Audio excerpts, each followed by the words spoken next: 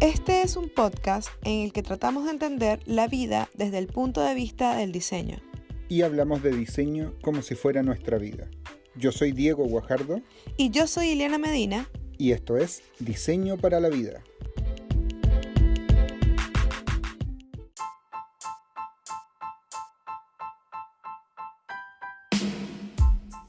Hola Ili, ¿cómo estás? Muy bien, contenta de estar en este nuevo episodio. ¿Cómo ha ido todo? ¿Cómo estamos llevando la cuarentena?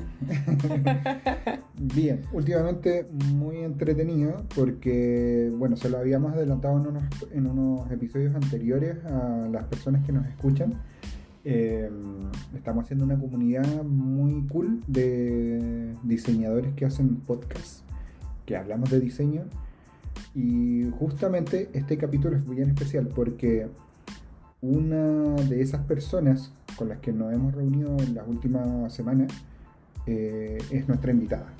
Sí, de hecho estamos muy contentos ya que tuvimos la oportunidad de poder compartir con ella y disfrutando también de conocerla, entender el diseño de servicios a través de la mirada de una diseñadora e investigadora.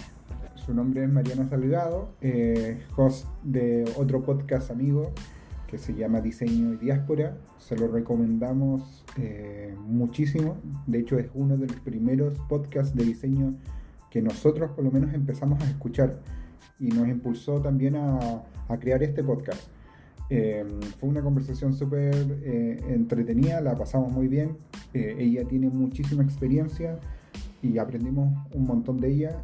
Y también hablamos de cómo es la vida del diseñador en otra parte del mundo, en un país tan distinto como Finlandia, para cualquier país latinoamericano, y cómo ella, a pesar de ser arraigada hace 20 años en Finlandia, ella es de origen argentino, cómo ella ha mantenido también esa relación con su país y obviamente con el resto de Latinoamérica. Así que ha sido una conversación súper entretenida. Sí, muy amena y sobre todo un descubrimiento para nosotros, entender cómo es su mirada estando en una cultura distinta a su raíz, y pues surgieron un montón de sorpresas para nosotros en cuanto a esa relación, ese roce cultural para ella y para su familia.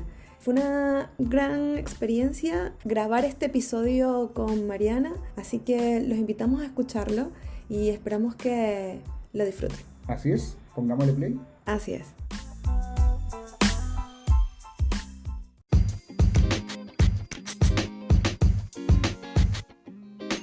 Bienvenida Mariana, estamos muy contentos de tenerte en este 8º episodio de Diseño para la Vida. Ha sido para nosotros muy emocionante tener la oportunidad de conversar contigo, darnos este tiempo para hablar de diseño, hablar de comunidad y tener la oportunidad de conocerte un poco más. No, gracias a ustedes por invitarme, y hablar de diseño ya saben que es algo que me gusta mucho. A nosotros también, te agradecemos también, bueno, me sumo a las palabras de Iri. Gracias por aceptar. Nosotros, uno de los primeros podcasts que empezamos a escuchar fue Diseño y Diáspora, y fue genial cuando lo descubrimos porque empezamos a ver diseñadores de todas partes del mundo haciendo cosas súper distintas, pero a la vez tenían cierta congruencia en ciertos temas. Entonces, para nosotros fue una motivación y creo que también nos ayudó también a motivarnos a crear también este podcast. Buenísimo, me alegra muchísimo que Diseño y Diáspora hayas inspirado a otros. Así es. ¿Por qué decidiste emigrar a Finlandia? Yo estaba en Argentina, era el año 99, y en ese momento el peso argentino era igual que el dólar e igual que el euro. Eso lo que hacía es que aplastaba a la industria argentina, y yo me acababa de recibir de diseñadora industrial.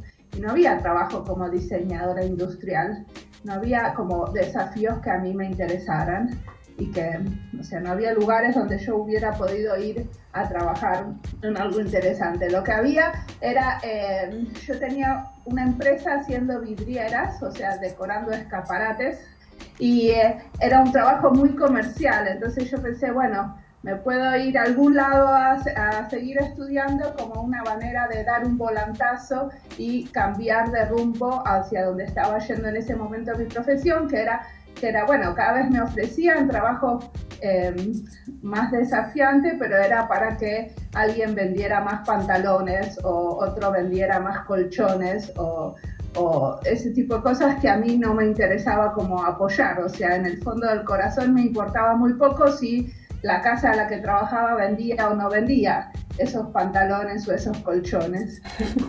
Entonces, quería irme a algún lugar, estuve buscando a dónde, y la Universidad de Buenos Aires tenía un contrato con la Universidad de Finlandia de acá, con la Universidad de Arte y Diseño.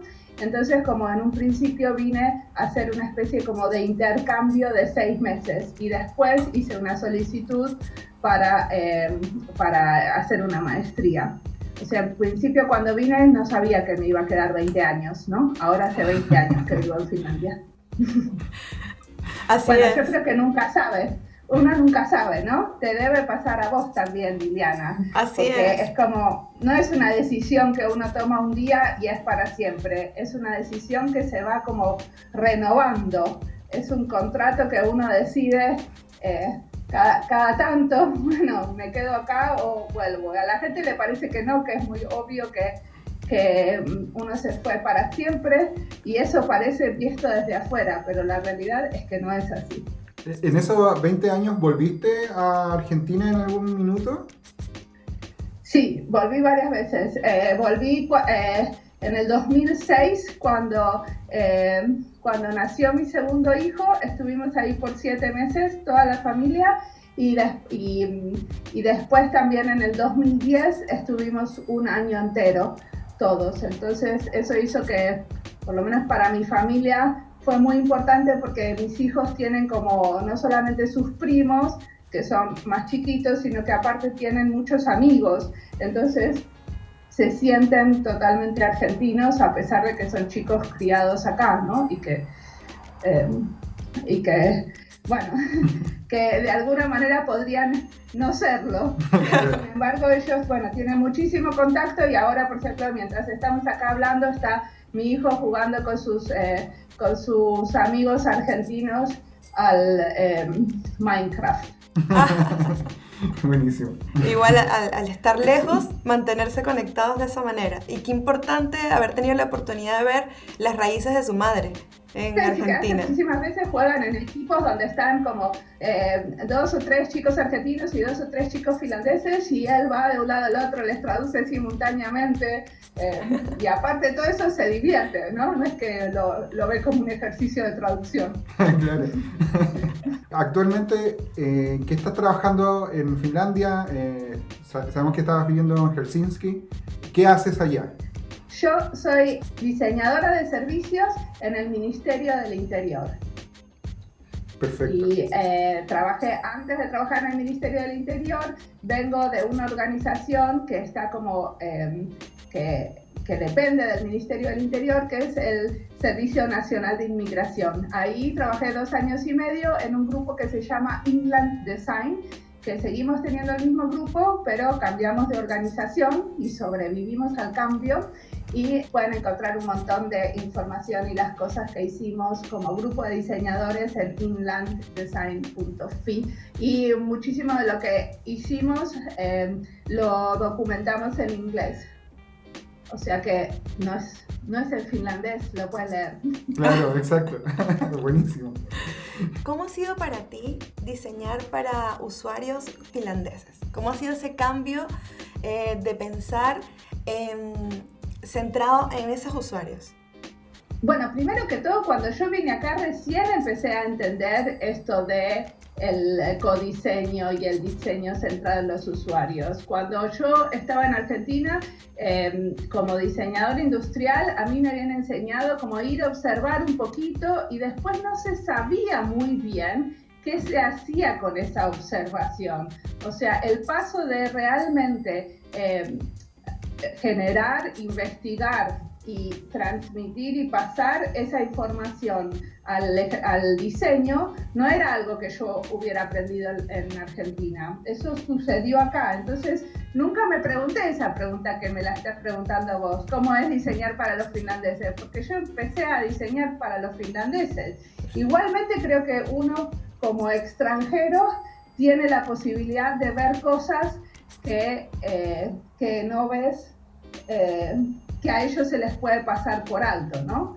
O sea que uno pone atención a cosas que para ellos no son interesantes de ver. Entonces, en ese sentido, para mí, yo creo que está buenísimo que en los grupos haya extranjeros, porque uno aprende un montón de la identidad de uno cuando se muda, y te entendés vos porque te entendés vos en relación a esa diferencia. Entonces, uno ve muchas cosas más allá de lo que verías de tus compatriotas, digamos. ¿Consideras que es importante conocer su cultura, entender cómo se comunican para como diseñadora migrante, entonces poder hacer esa conexión? Entiendo que en tu caso empezaste a ejercerlo, como bien nos dices, ya estando ya en Finlandia, pero ¿sí consideras que es importante entender entonces a la cultura local? Sí, definitivamente, pero también hay un montón de cosas que van más allá de entender la cultura local, ¿no? Porque yo con un universitario finlandés puedo tener un montón de más cosas en común que con una persona finlandesa que se crió en el campo. O sea, no necesariamente que sean finlandeses o no es lo que hay que entender del otro, ¿no? Cuando uno está haciendo una investigación sobre un grupo de gente, hay un montón de cosas que te diferencian y un montón que te aunan. Entonces, bueno, sí, hay que entender qué es lo diferente y cómo sobre todo, cómo interactuar, porque mucho del diseño que yo hago no es diseñar para alguien, sino con ellos. Entonces, cómo es ese diálogo, bueno, eso me interesa, y en cada situación pasa diferente, ¿no? Con cada grupo es diferente. Bastantes años que a mí me interesa especialmente diseñar con inmigrantes, ¿no? Entonces no estoy solamente trabajando para o con finlandeses, sino que aparte trabajo con muchos inmigrantes y diferentes tipos de inmigrantes, ¿no? Inmigrantes sin papeles, inmigrantes artistas, diferentes grupos. Claro. Y en ese sentido, el hecho de tú también ser emigrante, ¿cómo te ha ayudado o no te ha beneficiado? No sé, si nos puedes contar cosas que seguramente te han beneficiado el hecho de ser inmigrante, estar diseñando también quizás para inmigrantes.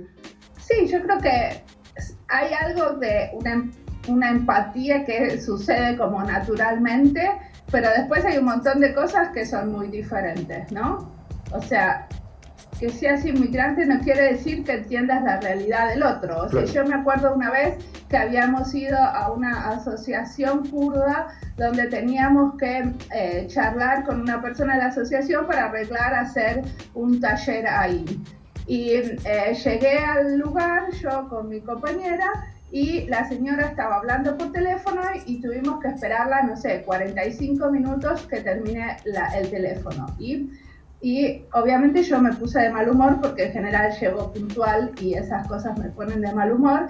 Y la señora estaba hablando con su marido que estaba en prisión y estaban cambiando las condiciones de la prisión y el marido no iba a poder salir por no sé cuánto tiempo, ¿entendés? Y yo me sentí horrible cuando después escuché lo que había estado pasando mientras yo estaba enfurecida porque tenía que esperar 45 minutos. Entonces, no tiene nada que ver que uno sea inmigrante con entender al otro, ¿no? Eso va como más allá.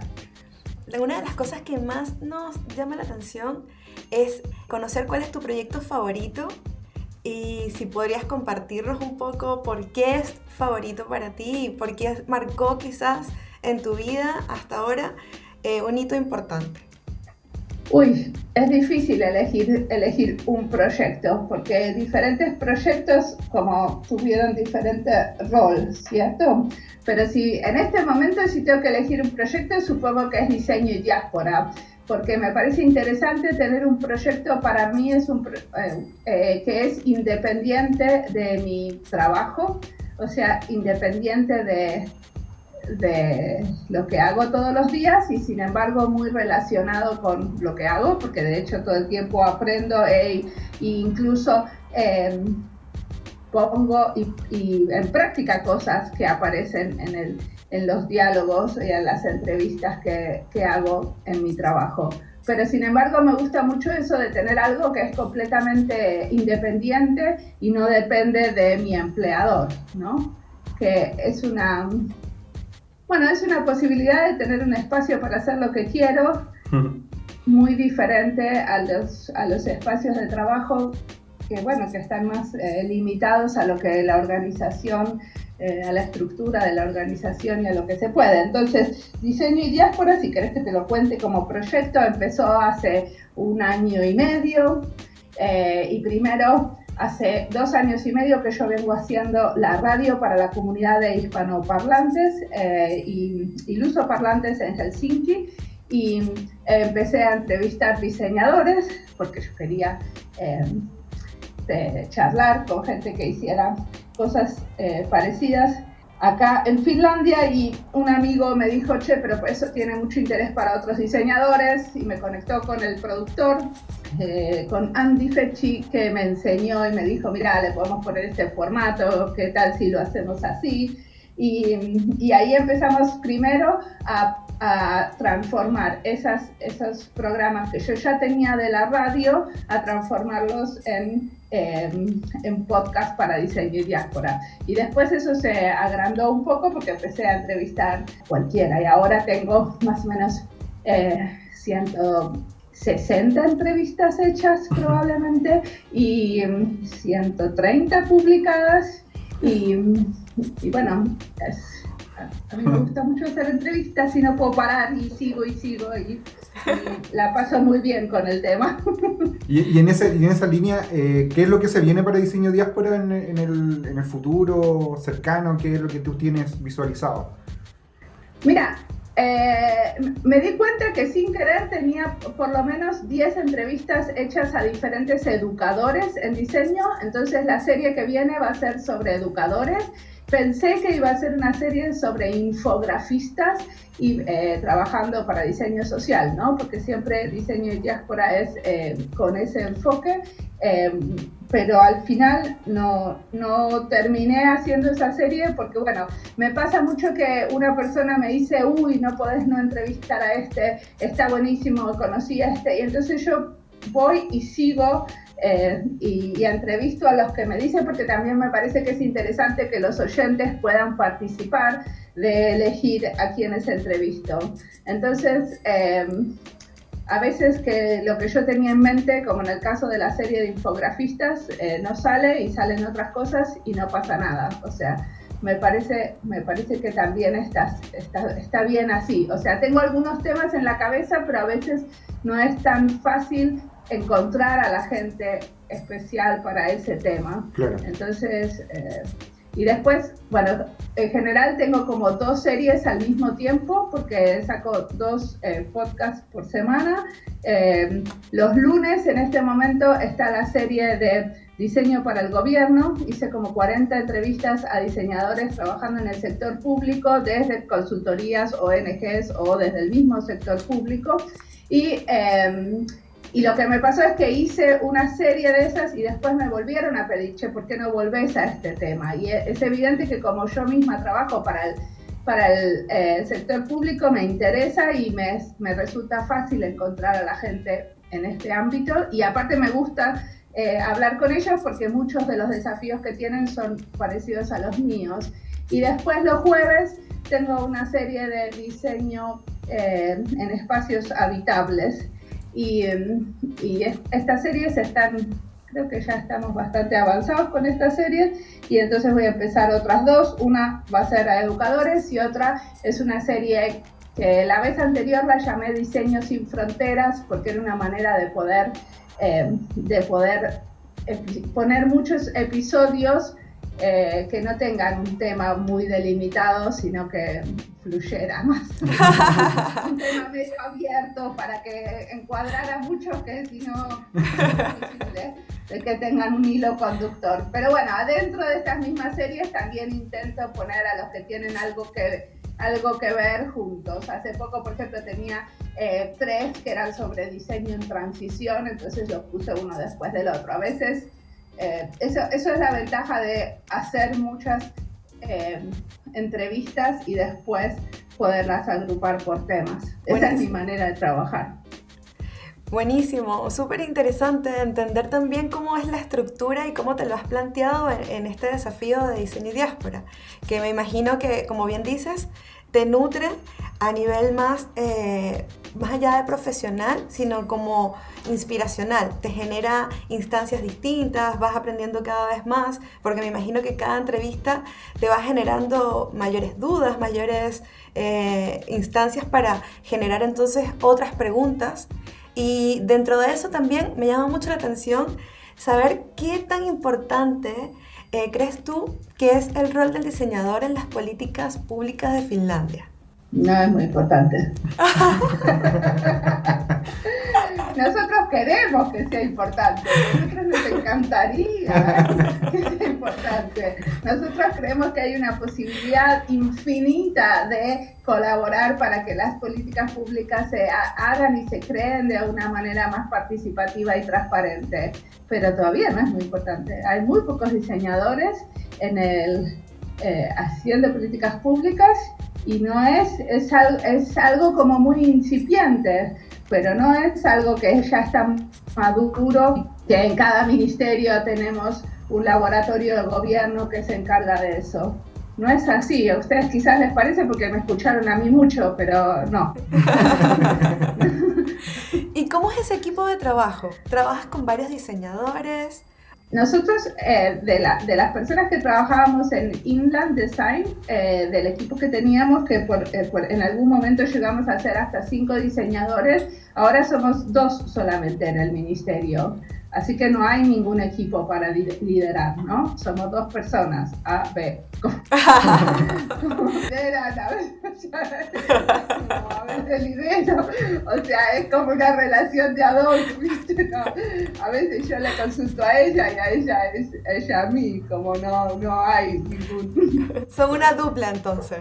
Oye, hay jerarquías, claro. Y ahí cuando toman tareas de diseño, ¿cómo les llega? ¿Les llegan solicitudes? ¿Ustedes tienen libertad para proponer una mejora de diseño? ¿Cómo funciona eso? Bueno, nosotros acabamos de empezar en el Ministerio del Interior. Empezamos en enero. Entonces, lo primero que hicimos es hacer una vuelta entre todos los departamentos contándoles qué es el diseño de servicios y cómo los podemos ayudar y mostrándoles algunos casos de lo que habíamos hecho nosotras en el Servicio Nacional de Inmigración y dándoles propuestas concretas. Ustedes nos pueden llamar para esto, nos pueden llamar para facilitar un taller, nos pueden llamar para liderar un proyecto entero, nos pueden llamar en esta situación y en esta situación.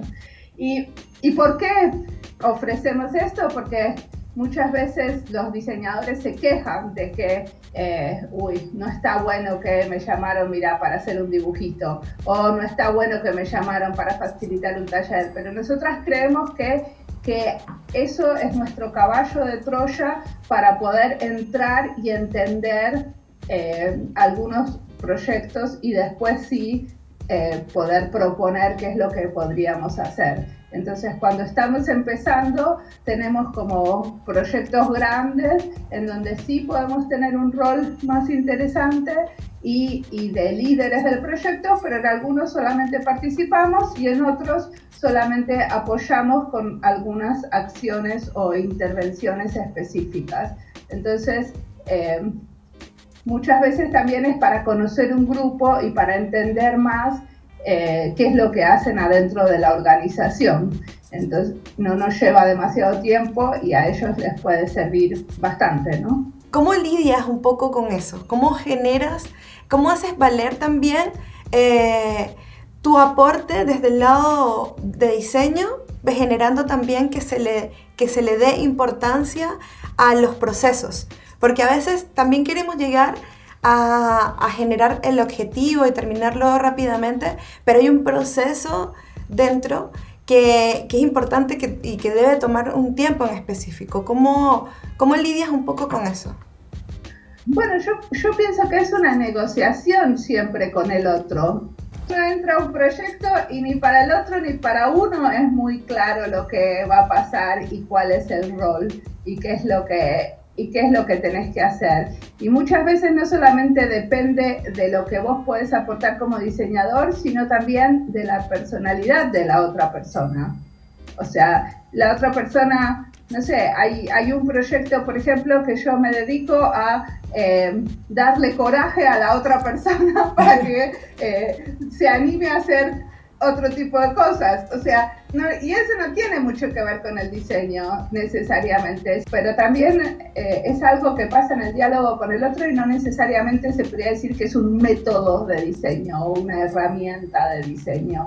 Y es eso de escuchar mucho y tratar de entender qué es lo que está pasando y poder proponer algo en el momento adecuado a la persona adecuada, ¿no? Que bueno, como se sabe, en cualquier organización siempre hay como políticas internas, siempre hay jerarquías y maneras de hacer las cosas, entonces hay que como tratar de tener buen olfato para entender cuándo, con quién, a dónde se puede decir qué, ¿no? Y muchísimas veces en realidad a nosotros nos invitan a hacer algo muy chiquito y bastante poco transformador, y de a poco vamos haciéndonos el lugar para hacer algo un poco que realmente nosotras pensamos que valga la pena, ¿no? Pero es un proceso que lleva tiempo. Claro que sí. Perfecto.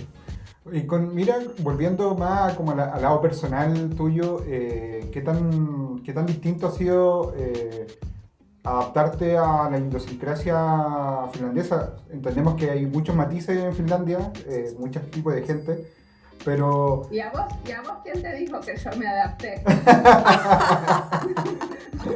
Igual, los opuse. Es que llevas 20 años. Y se transforma un montón y en otras cosas no. Tampoco te querés adaptar a otras cosas. Claro. Otras cosas yo me voy a vivir y me voy a morir quejándome. Y en estos 20 años, ¿sí consideras que hay... ¿Cuáles son esas cosas que todavía no te adaptas? Que sientes que no quieres adaptarte también. Bueno, los finlandeses en general no son amigos entre hombres y mujeres. Y es una grande la que te digo. Y no la ven. No se dan cuenta de eso. Y pasa en cosas muy chiquititas y te resulta molesto. O sea, claro. ¿Cómo decirte? Por ejemplo, ayer estaban los amigos del trabajo de mi marido en el jardín cenando y yo vine y entonces me puse a comer un poco lo que había quedado. Eran todos hombres y entonces en un momento le pregunté a uno de ellos, para que ya estaba ahí en mi jardín, ¿no? Lo voy a conocer un poco. A ver, ¿dónde vivís? O sea, una pregunta así, de lo más, ¿no? Normal. El tipo no me mira a mí para responderme, lo mira todo el tiempo a mi marido, como si yo no existiera. Y, pero loco, la segunda pregunta, qué interesante, ¿dónde vivís? O sea, y no te estoy preguntando nada, y aparte está mi marido al lado, o sea, ¿qué crees? Igual a esta altura me río, ¿no? O sea, yo lo miraba al pibe y me reía, pero bueno, aún así los veo como me dan pena, ¿no? A la vez que me dan pena que mis hijos, por ejemplo, no, o sea, mi hijo varón nunca, en toda su escuela primaria, jamás invitó a una nena a jugar a la casa, y mi hija mujer nunca a un varón hasta que tuvo 15 años. Y esos mismos nenes, cuando van a Buenos Aires, enseguida, o sea, están en grupos de chicos y chicos y lo ven como la cosa más natural del mundo. Pero acá no existe eso. ¿Y esto mismo te ocurre también en el plano laboral? ¿Te pasa también dentro de tu equipo de trabajo? No, o sea, se puede totalmente, compañeros de trabajo tenemos hombres y mujeres, ¿cierto? Eso está todo bien, lo que pasa es que jamás un compañero hombre te va a invitar a un café y te va a contar algo personal. Rarísimo, porque como latina yo viví con hombres y me gusta tener amigos hombres y me resulta la cosa más normal de la vida. Claro. Como algo que tiene que pasar y que es normal que pase, y si yo invito a un compañero de trabajo a tomar un café a la salida del trabajo y le cuento algo personal, va a creer que le estoy flirteando. Claro. Y eso no está bueno. No. Entonces va a dar para malentendido. Entonces, bueno, nada, no lo invitás, ¿no? ¿Y crees que esto igual está como en un proceso de cambio? Como un proceso de empezar a abrir, ¿cómo es esa discusión, igual esa conversación entre géneros? No existe ni siquiera la posibilidad, no están en conversación, nada. No. Es una cosa cultural. O sea, no, acá, por ejemplo, todo el mundo te dice, ¡ay, qué maravilla la educación finlandesa! La educación finlandesa es definitivamente maravillosa y tiene un montón de cosas que yo voy a estar toda la vida muy agradecida. De eso, no. Y de eso no se habla. Y de eso, o sea, yo iba al jardín de infantes y les decía a las profesoras del jardín de infantes de mis niños, escúchame, mi hijo no invita a nenas a la casa. Cuando yo llego al jardín de infantes veo los nenes de un lado jugando a los legos, a los dinosaurios, y la nena pintando. Acá pasa algo. No pasa nada. Acá todos juegan todos juntos. Es mentira, esto no existe. Bueno, lo dije en muchísimas reuniones hasta que en un momento ya deja de decirlo porque es ridícula. O sea, ya aprendí que eso no es algo que a ellos les importe. Claro que sí. Pero bueno, es algo que para mí es importante y no voy a dejar, o sea, no voy a cambiar yo, ¿no? O sea, yo tengo mis amigos hombres, en general son todos extranjeros acá, salvo uno, tengo un amigo finlandés, pero es muy raro, no es lo normal, digamos. ¿Y entre mujeres? Mis amigas latinas, una tiene un amigo hombre, por ejemplo, sería rarísimo. Mariana, ¿y entre mujeres tienes instancias de reuniones de mujeres, diseñadoras? Ah, sí, eso las que quieras, sí. Las mujeres hacen un montón de cosas y hacen un montón de cosas todas juntas. Vamos todas juntas a Estonia, vamos todas juntas al sauna. Hay un montón de fiestas donde se hacen solo mujeres. Es muy normal. ¿Y en el plano del diseño, tienes colegas diseñadoras con las que te juntes también y generen esa instancia de conversación? Sí, claro. Y aparte participo de un montón de redes y en general en el diseño de servicios hay muchísimas más mujeres que hombres, ¿no? No sé cómo es en Chile, sí, pero acá hay muchísimas más mujeres que hombres. ¿Y nos puedes compartir un poco cómo se llaman estas organizaciones que participas? Bueno, yo soy muy activa, por ejemplo, en un grupo que se llama Julkismuotoilijat, que son los diseñadores trabajando para el Estado.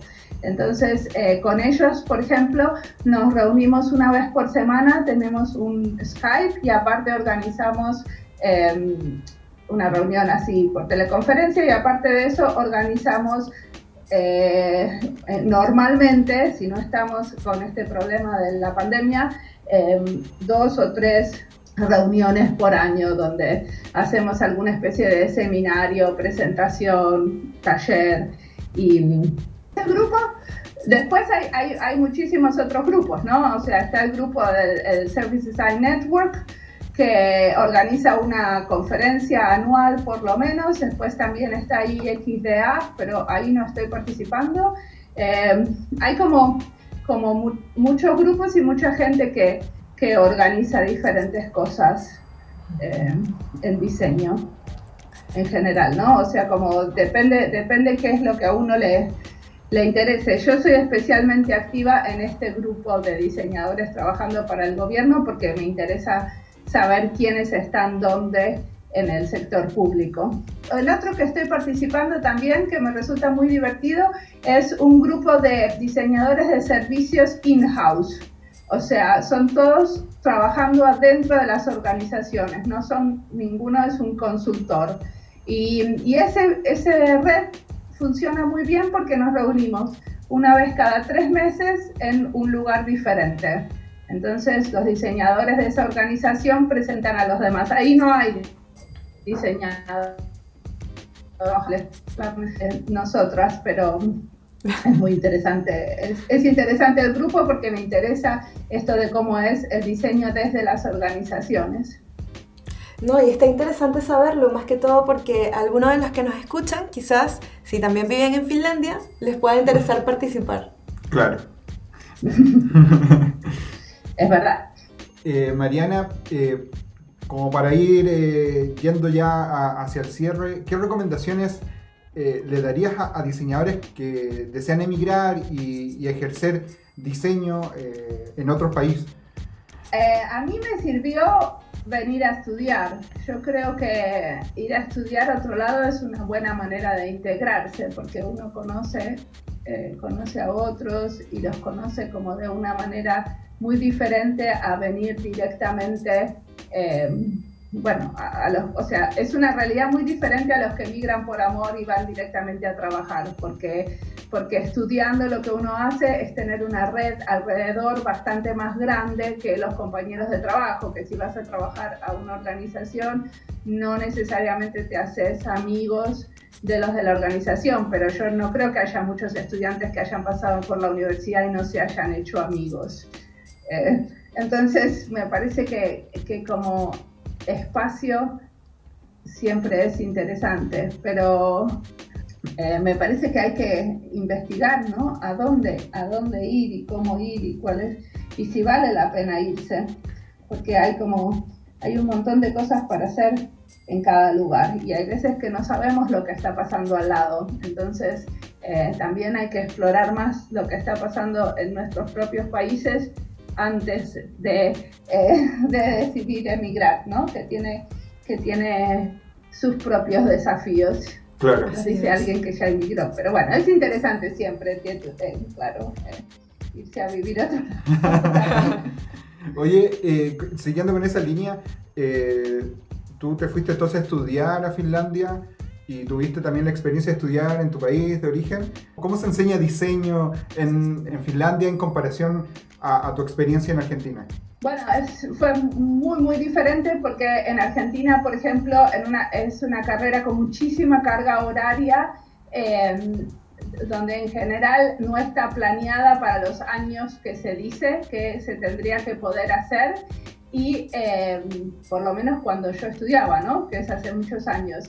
Y es todo obligatorio, salvo unas poquitas materias que uno puede elegir, pero muy poquitas, digamos, como te diría que el 10% es algo que se puede elegir y solamente el trabajo final último de diseño es algo donde uno puede elegir. En cambio, esto te estoy comparando yo, un grado con una maestría en Finlandia. Y en Finlandia, por lo menos, hay como muchísima más diversidad y se puede elegir muchas más cosas y aparte hay muchísimos de los trabajos que nosotros hacemos acá son con clientes reales y en los diferentes sectores. Entonces, uno puede elegir hacer un trabajo para una ONG o elegir hacer trabajos para diferentes tipos de como comitentes y hay muchísimo más de la elección personal, pero bueno, no sé si eso no es porque es una maestría y no es un grado, eso no te lo puedo responder porque no hice el grado acá. Claro. Pero en general hay una cosa que se llama la libertad académica, entonces una vez que uno entra en la universidad puedo elegir hacer una cosa que se llama minor subject, o sea, como una especialización en cualquier cosa. Y cualquier cosa puede ser cualquier cosa, puede ser japonés, chapa doblada, o sea, lo que quiera. Entonces, puedo ir a otras universidades, especialización en otras cosas que no necesariamente le veamos la relación, ¿cierto? Claro. Entonces, bueno, eso lo hace muy diferente, porque en el diseño industrial, por lo menos en Argentina, cuando yo estudié, no había posibilidad de hacer una especialización en japonés. La diferencia que puede existir entre la educación en diferentes espacios geográficos también tiene que ver un poco cómo tú la quieras recibir y cómo te sientas tú con la apertura de poder entender cómo lo pueden explicar en otro lugar que no viene siendo tu país de origen. También está en la apertura y en las ganas que uno tiene de empatizar y entender cómo se orienta y se forma en ese lugar. Las ganas que tenés y también las limitaciones que tenés, ¿no? Porque no es que con todos podés empatizar. Exacto. Sí. La realidad es que hay cosas que a uno le enfurecen y no se puede empatizar. Y hay que entenderle ya. Sí. No me vas a decir que te gusta todo de los chilenos. Pero de verdad que todos los días se aprende. Y me pasa igual que tú, como que sí, o sea, hay cosas que ya las he adquirido, pero hay otras que me niego a adquirirlas porque no vienen de mi raíz también. Entonces, es como un aprender, un entendernos todos los días. ¿Y cuáles son esas cosas? ¿Puedo preguntar? Sí, por ejemplo, a mí me pasa de que nosotros en Venezuela tendemos a ser como muy espontáneos. Como que lo que nos viene a la cabeza lo pensamos rápidamente y lo expresamos a nivel de contacto, de ese roce con las personas, de entender sus problemas. Y somos muy así, como nos encanta como prender esa chispa.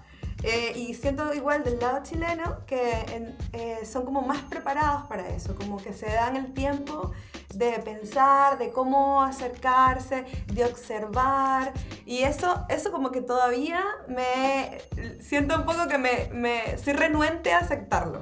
Me gusta esa espontaneidad que traigo igual de mi país. Seguramente a los chilenos les gusta tu espontaneidad también, ¿no? Esas son las cosas. También está bueno que algunas cosas nos queden, ¿no? Sí, las cosas totalmente. buenas y de las que estamos orgullosos, uno no las quiere cambiar. Y nos ayudan con el intercambio también. Sí, de hecho, en el último tiempo donde Chile ha recibido muchos migrantes, creo que ha crecido la cultura chilena aún más, porque son parte ya de la cultura. Entonces, ha hecho que nosotros empecemos a utilizar palabras que no eran de origen chileno, pero ya la estamos adoptando y la estamos combinando con modismo chileno. Entonces hay una mezcla muy rica que se está dando en cuanto al lenguaje, y eso ha sido súper divertido, por lo menos para mí. Con la inmigración y la inmigración latinoamericana. Exacto. Después hay otra deformación del lenguaje que sucede cuando no nos ponemos las pilas a tratar de buscar las palabras y las usamos en inglés, ¿no? Totalmente. Cuando llegué, de hecho, a Chile, hace ya casi 6 años, no habían casi inmigrantes acá. De verdad que yo viví un Santiago de Chile donde ver a un inmigrante era extraño. O sea, yo ser extranjera y estar participando dentro de reuniones, organizaciones. Yo iba mucho, cuando recién llegué, iba mucho al museo, algo que continúo haciendo, y tomaba las clases gratuitas del museo mientras que estaba buscando trabajo, mientras que veía qué quería hacer específicamente. Entonces tenía mucho roce con otros compañeros que eran chilenos y que estudiaban conmigo. Y era para ellos extraño, súper extraño, como que yo era era como muy rara para ellos, como me expresaba, las cosas que decía. Luego después empecé a participar mucho en la municipalidad, en también reuniones, organizaciones que hacían. Yo estaba ahí y era la única extranjera. Haciendo como observación de campo, una especie de investigación. Y entonces, ¿cómo es diseñar para los chilenos? Vos me preguntaste eso. Sí, de hecho, hace poco escribí un artículo que hablaba un poco de el UX migrante versus el usuario local. Y hablaba acerca de eso, de cómo nosotros como diseñadores UX tenemos que entender también un poco la cultura local, pero no desde entenderlos porque son diferentes. Y por eso coincido mucho con lo que tú me mencionabas. No es entenderlos porque sean distintos, todo lo contrario. Es porque somos muy parecidos, pero no hemos tenido la instancia de conocernos, de estar juntos. Entonces, cuando existe ese roce, es que te das cuenta de que lo único que tienes que hacer es involucrarte más con esa cultura, involucrarte más con esas personas que tiene que ver un poco con lo que te hablaba de la espontaneidad, ese protocolo. Sí. Sí. Totalmente. Creo que, por ejemplo, si yo me fuera a trabajar en una organización en Argentina, yo tendría que aprender cómo se trabaja con los argentinos, ¿no? Claro. Como nunca trabajé muy poco en Argentina dentro de una organización como diseñadora. Entonces, eso tendría que aprenderlo de cero. No es que porque sea argentina lo sé. Oye, Mariana, y hay algo que no puedo dejar de que se acabe el episodio sin preguntarte. ¿Qué estás leyendo? Ahora estoy leyendo, no sé. Creo que se llama, te lo estoy traduciendo porque yo escucho muchos libros y los escucho en audio, y ahora estoy escuchando uno de audio que es la biografía de la hija de Steve Jobs. Oh. Y se llama algo así como Pequeños Pecados, y lo escribió Lisa Brennan Jobs. Okay. No sé, me interesa porque es muy interesante que el tipo no la había aceptado como hija, y cómo se va construyendo esa relación después y con el tiempo. Claro, que después aún... Eso a nivel de literatura. ¿Quieren saber qué estoy leyendo de diseño? Sí. No, lo que te quería compartir sobre lo que me estabas contando de la historia de Lisa, es que también él en algún minuto a un producto que él diseña le pone el nombre de su hija, que se llama Lisa. Sí, a la computadora, sí. Pero él le dice a ella que no. Claro. ¿La leíste la biografía? Yo conozco la historia, pero no he leído la biografía aún. Hasta donde yo estoy del libro le dice que es una exnovia y que no es por ella. Y yo escucho mucho diferentes podcasts, pero no necesariamente de diseño. Bueno, a veces necesito, pero soy muy fan, por ejemplo, de Radio Ambulante, que es un podcast de historias latinoamericanas. Y ahora estoy escuchando que el mismo grupo de Radio Ambulante están haciendo uno de noticias que se llama El Hilo, y ese, por ejemplo, lo escucho siempre todas las semanas, y también escucho los podcasts de Anfibia. Anfibia es una revista argentina. Buenísimo. Bueno, hacerte mención de lo contentos que estamos de la iniciativa de la comunidad de podcast en español. Gracias a ti por reunirnos. ¿No? Eso está buenísimo. Gracias a ti por reunirnos, y nos encantaría que nos contaras un poco de eso. ¿Cómo surgió esa iniciativa en ti? En realidad yo tenía me había conectado con el Sauce Babilonia, que tiene Beer Camp en Chile, y después estaba también charlando con Lace de Common Z y Design Talks con Andrés y con Santiago, y bueno, pensamos que podíamos hacer juntos, pero en un momento estaba escribiendo, hace un par de semanas estaba escribiendo un artículo sobre qué podía aprender con las encuestas que hago a través de Instagram, porque hago encuestas donde les pregunto ¿qué estás haciendo mientras escuchas el podcast? ¿Estás tocando el ombligo? ¿Estás cocinando? ¿O estás no sé qué? Y yo pensé, bueno, pero estas encuestas estaría buenísima hacerlas entre un montón de podcasteros juntos, no solamente yo solita, porque los que me responden son, qué sé yo, 60 personas, que no es muy representativo.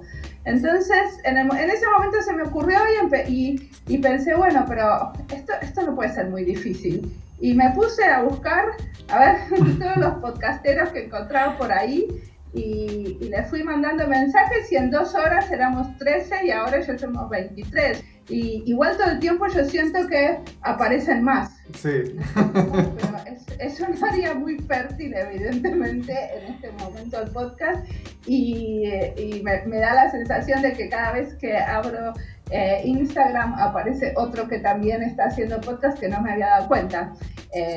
Pero también creo que es algo que me sale muy naturalmente porque yo tengo formación de investigadora y fui muchos años investigadora. Entonces, como investigador, siempre uno está buscando entender el contexto. Entonces, a mí me sirve mucho eso de saber, bueno, cuántos de nosotros estamos haciendo esto desde la diáspora, cuántos de nosotros están haciendo podcasts bilingües o trilingües, cuántos están hablando de este tema, como quiénes están hablando, por qué están haciendo podcast, como me sirve mucho porque también uno entiende más cuál es su especialidad. Claro. Por ejemplo, me parece que cuando yo veo, por ejemplo, no sé, estuve ahora mirando las encuestas y la gran mayoría hace entrevistas a diseñadores de interacción. Y si bien yo hice muchas y debo tener probablemente 30 entrevistas a diseñadores de interacción, hago muchas a otros que no son de diseño de interacción o de servicios, sino a arquitectos. Entonces, bueno, me sirve entenderme a mí mismo a partir de ver qué es lo que están haciendo los demás. Entonces, para mí está bueno hacer esas encuestas y tratar también de analizar un poquito qué es, porque hicimos una encuesta con todos los podcasteros que estamos entre el grupo y ahora les voy a compartir esta semana seguramente el artículo que estamos escribiendo para que den su visión y eso sirve mucho para entenderse a uno. Y conocernos también. De ver qué es lo que están haciendo los demás. Sí, así es, ¿no? Y para nosotros ha sido una sorpresa y realmente nos sentimos muy contentos de participar y aportar también a esta iniciativa que sentimos que va a ser un gran avance para todos los podcasteros en español. Sí, aparte me parece que nosotros la realidad es que todavía no se escucha tanto podcast como se podría, entonces me parece que tenemos que colaborar más. Exacto. O sea, yo no me veo como competidores, ¿entendés? Como yo Claro. creo que si la gente empieza a escuchar más tu podcast, va a escuchar más el mío. Ayudémonos más porque eso no puede hacer otro. Así es, nosotros comenzamos a hacer nuestro podcast porque sentíamos que normalmente las personas ven el diseño, los que no trabajan en diseño, encuentran el diseño como algo muy lejano, como que no sienten que acercarse o tener esa aproximación es súper complicada. Claro. Y en realidad no es así. Claro, y que incluso a veces cae como en un cajón casi elitista el diseño y cuando debería ser abierto para toda la comunidad, o sea, todos en algún minuto de nuestras vidas fuimos o somos actualmente diseñadores y eso es más o menos lo que nos interesa como hablar en nuestro podcast. Eso está buenísimo porque entonces quiere decir que el podcast de ustedes se dirige como más a difundir el diseño entre no diseñadores. Correcto. O sea, entre gente que no necesariamente estudió diseño, ¿no? Así es. Y, claro, yo creo que si bien el mío lo escucha gente que no es diseñadora, la gran mayoría sí son diseñadores, que a veces es un poquito como específico. Y además que hay muchos tipos de diseñadores y eso es lo que a nosotros nos ha gustado descubrir a medida que nos metimos más en este mundo, porque nos damos cuenta que todo el diseño finalmente no tiene que ver con una disciplina en sí, sino que tiene que ver con un modo de trabajar o de ver las cosas o de solucionar ciertas cosas. Y en esas funciones donde nosotros nos queremos detener y investigar y cómo diseñadores de distintas disciplinas tienen esa congruencia en algún minuto, en algún punto en donde, no sé, en la investigación, en el proceso o en el resultado o el cómo expongo yo el resultado, hay cierta similitud entre las distintas disciplinas de diseño. Sí, yo les quería preguntar, cuando ustedes dijeron que ustedes escuchaban diseño y diáspora y después decidieron hacer su propio podcast, ¿cómo pensaron que su propio podcast iba a ser diferente de diseño y diáspora? Buenísima pregunta, me encanta. A nosotros nos pasaba. Porque uno dice, bueno, esto lo queremos copiar y esta parte la queremos hacer diferente. Como, Claro. Evidentemente. Por supuesto que sí. Cómo influye el diseño en nuestra vida y cómo nosotros como diseñadores influimos en la vida de las personas a través del diseño. Y esa especie de círculo es lo que a nosotros nos interesa, más allá de la disciplina o en la parte laboral donde uno ejerce ya propiamente tal la disciplina, sino que cómo esto te afecta también en tu vida, cómo llegas a tu casa, en la manera en cómo tú te desarrollas, todo te desenvuelves. Esa es como nuestra onda, por donde nos gusta investigar o nos gusta hablar.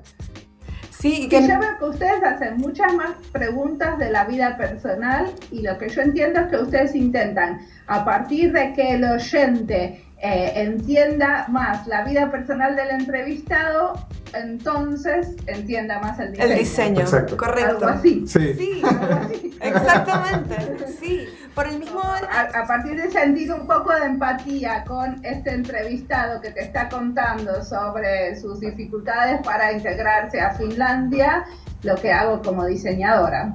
Correcto. Muy bien, buenísimo. Muchas Muchísima suerte gracias. con su podcast y muchísimas gracias por invitarme. Muchas gracias, Muchas Mariana. gracias por aceptar la invitación. Así que encantados de haberte tenido. Perfecto. Muchas gracias por tomarte el tiempo y vamos a seguir en contacto. Sí. Así que ha sido una Dale. entrevista de lujo.